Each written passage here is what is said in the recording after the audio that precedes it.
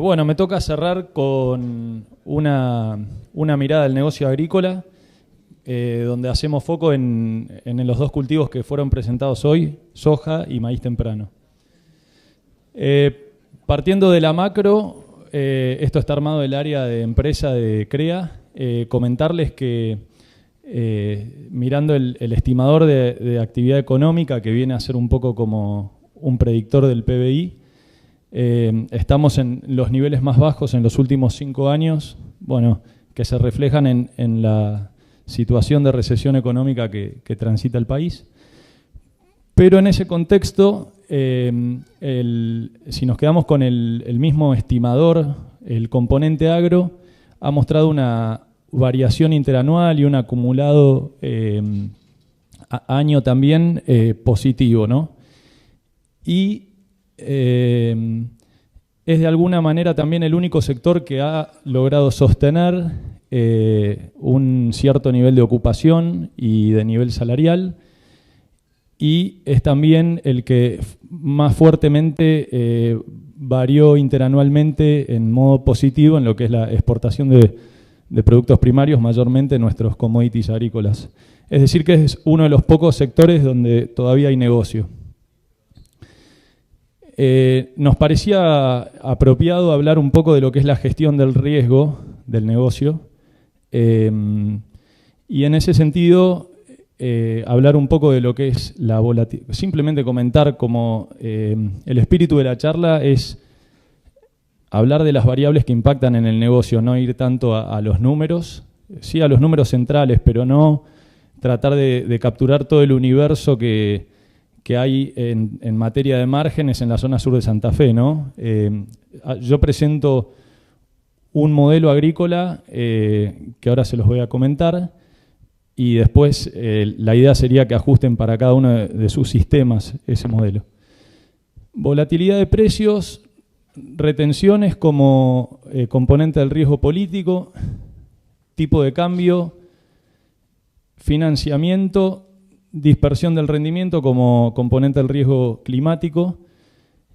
Y bueno, lo que les decía, yo me tomo los datos para rendimientos esperados y la volatilidad que pueden tener esos rendimientos de la serie histórica de mi CREA, que es el María Teresa, donde, bueno, mayormente son ambientes de alta calidad y armé el negocio ajusté el negocio para esos ambientes con un nivel de arrendamiento de esos ambientes y un rinde esperado transcurridos desde el principio de febrero, que empieza a cotizar esta posición.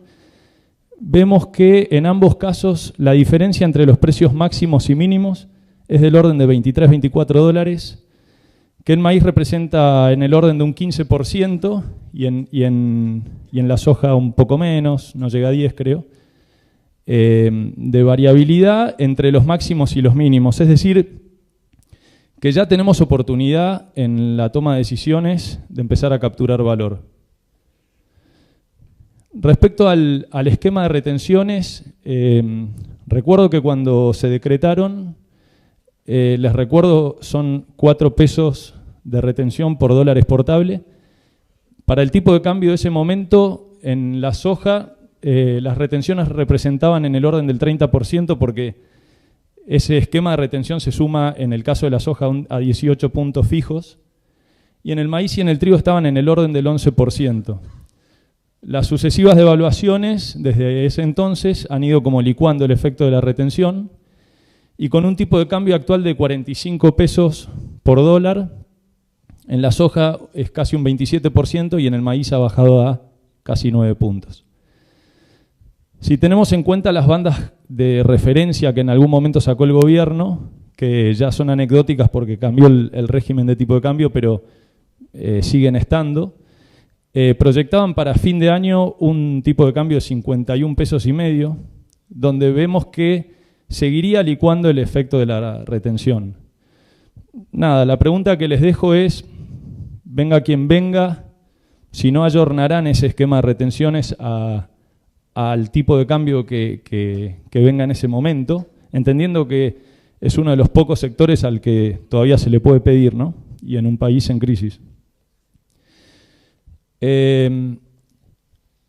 Cotización del dólar esto es justamente acá donde está este quiebre, la implementación del nuevo régimen de tipo de cambio, en el que, pueden intervenir ilimitadamente y además con respaldo del FMI.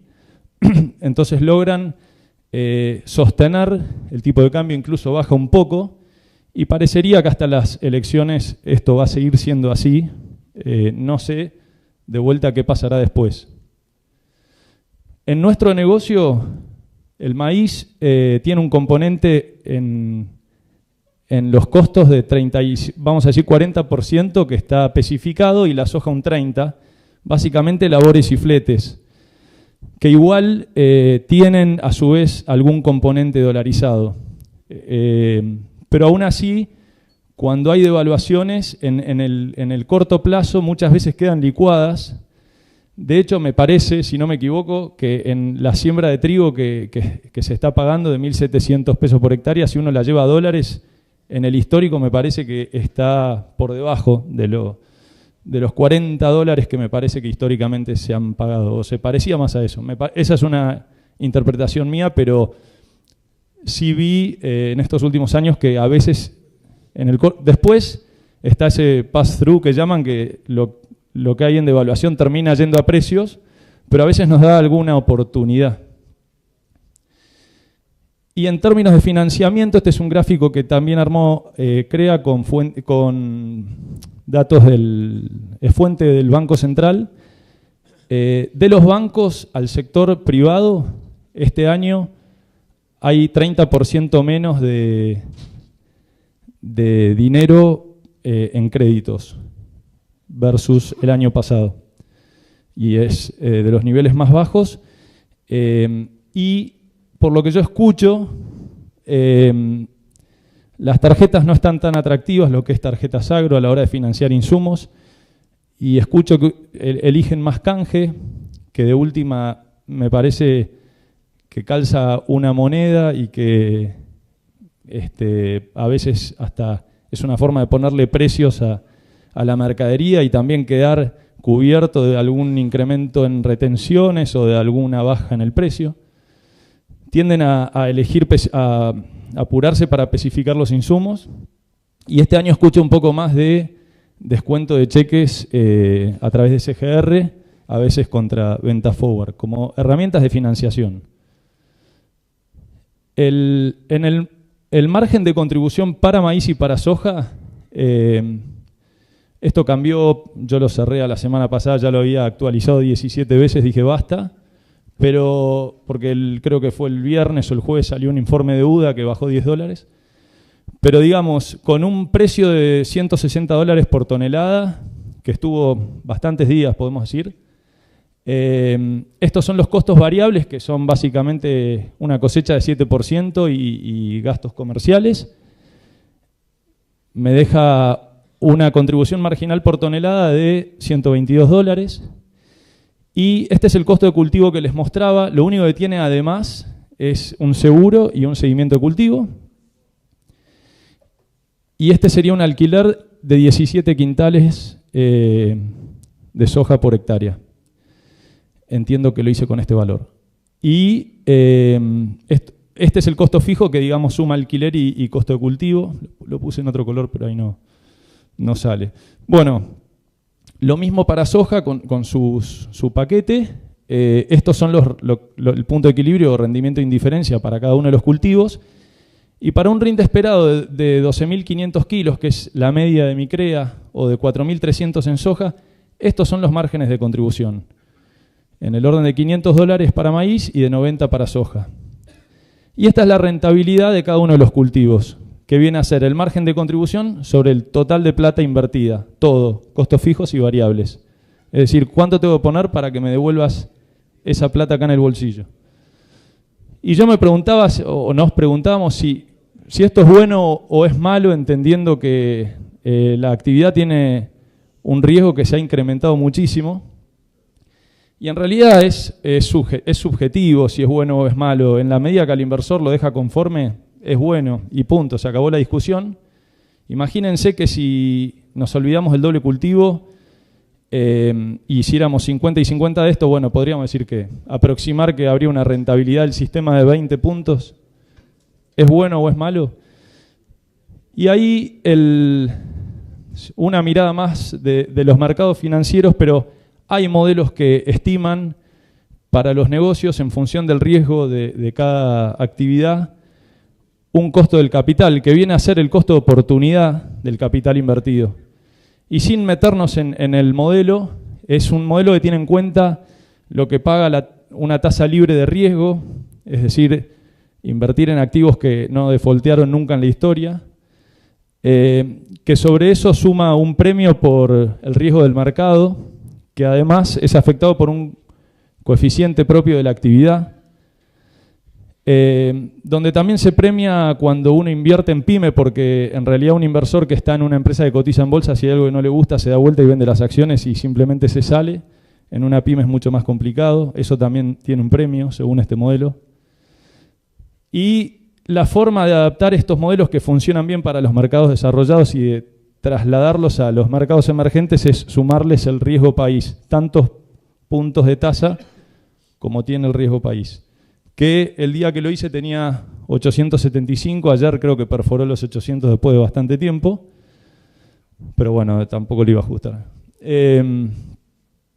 Y bueno, todo este cuento me devolvió, sin tener en cuenta el riesgo PYME, que me parecía como más discutible, un 14% de tasa, que sería, si quieren, esa mirada más fría. Realmente en el escenario de mayor rinde logra superarlo, ¿no?